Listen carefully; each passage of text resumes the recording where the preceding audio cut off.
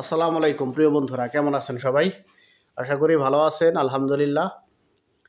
দেখেন, আমরা বাঙালি মানুষ আবেগে ভরপুর, কিন্তু ভবিষ্যতে চানাচুর হইব এটা কখনো চিন্তা ভাবনা করি না, আর করার প্রয়োজন নাই। মনেও করি না।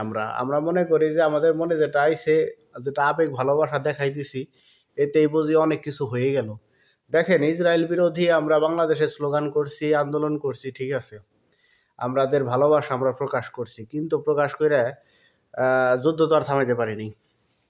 আমরা আমাদের জায়গা থেকেই করছি, যুদ্ধ থামাইতে পারি নাই। প্রতিনিয়ত বোম মারতেছে, তা থামাইতে পারি নাই। আমার ভাইদেরকে মারতেছে, তা থামাইতে পারি নাই। মাঝখানে দিয়ে কি হইলো, আরব কান্ট্রির ভিতরে প্রভাবশালী দেশ কিন্তু সৌদি আরব। আমি একজন সৌদি আরব প্রবাসী। আমার মতো প্রায় 30 লাখ প্রবাসী সৌদি আরবে আমরা কাজ করি, বিভিন্ন সেক্টরে কাজ করতেছি। কিন্তু বাংলাদেশে গুটি কয়েক মানুষের কারণে দেখা গেছে সৌদির যে ক্রাউন প্রিন্স মোহাম্মদ বিন সালমান, তার ফটোতে দেখা গেছে ইসরায়েলের পতাকা। আপনি হয়তো অনেকেই দেখেছেন এই ছবিটা, হাতে চুরি পরাইছেন। এই কারণে কিন্তু দেখা গেছে বর্তমানে সৌদি আরবে কিন্তু অনেক বাংলাদেশিকে আটক করছে, অনেক জায়গা থেকে আটক করতেছে, খবর পাওয়া যাইতেছে, নিউজে দেখতেছি। কিন্তু আসলে গুটি কয়েক মানুষের কারণে আজকে যে অবস্থা, যা তাদেরকে যদি ধরে পাঠাই দেয়, দেশে পাঠাই দেয়, আমাদেরকে যদি ধরে পাঠাই দেয়, আমার দায়িত্ব কে নেবে? আমি প্রবাসে আছি, আমি ইনকাম করতেছি, আমার ফ্যামিলি চলতেছে। আমার মতো ৩০ লাখ প্রবাসী বা সৌদি আরবে আছে, আপনার ৩০ লাখ ফ্যামিলি চলতেছে, ঠিক আছে।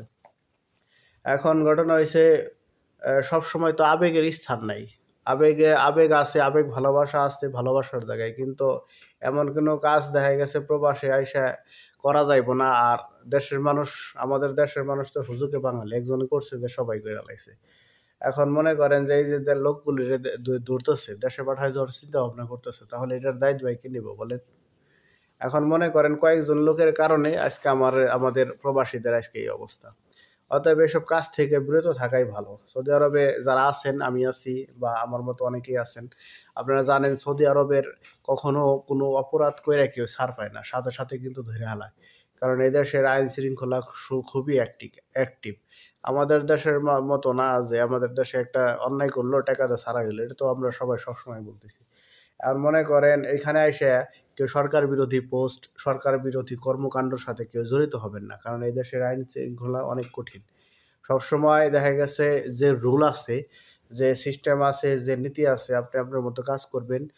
মানে আপনার যে কাজ আপনি সেগুলিই করবেন। সরকার বিরোধী বা কোনো কিছু নিয়ে কোনো পোস্ট, কোনো শেয়ার, খারাপ পোস্ট, বাজে পোস্ট, ভালো পোস্ট শেয়ার করার কোনো দরকার নাই। কারণ আমরা আসছি কাজ করার জন্য,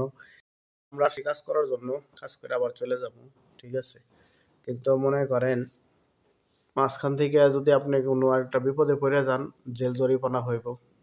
এটা আপনার ফ্যামিলির লাগে অনেক, অনেক একটা খারাপ একটা দিক। অতএব এইসব কাজ থেকে আমরা বিরত থাকার চেষ্টা করবেন, যারা নতুন আসছেন বা পুরাতন আসছেন। আর বা আমাদের দেশের মানুষের কথা আর কি বলবো, তারা তো মনে করেন আমি নিজে একজন বাঙালি। দেখা গেছে তারা যে কোনো জিনিস একটা পাইলো, একটা হুজুকে শুরু করে দিল, কিন্তু পরবর্তীতে রিয়াকশনটা যে কি আসবো চিন্তা ভাবনা করে না। তারা করছে আজকে রিয়াকশনটা উঠছে আমাদের প্রবাসীদের উপরে, ঠিক আছে? হাজার হাজার প্রবাসীদেরকে গ্রেপ্তার করতেছে। অতএব যারা আছেন সাবধানে থাকবেন, চেষ্টা করবেন যে আপনার যে কাজ, যে নিয়ম নীতি পালন করে সৌদি আরবে থাকার জন্য। এমন কোনো অবৈধ কাজ বা অবৈধ সঙ্গের সঙ্গে লিপ্ত হবেন না।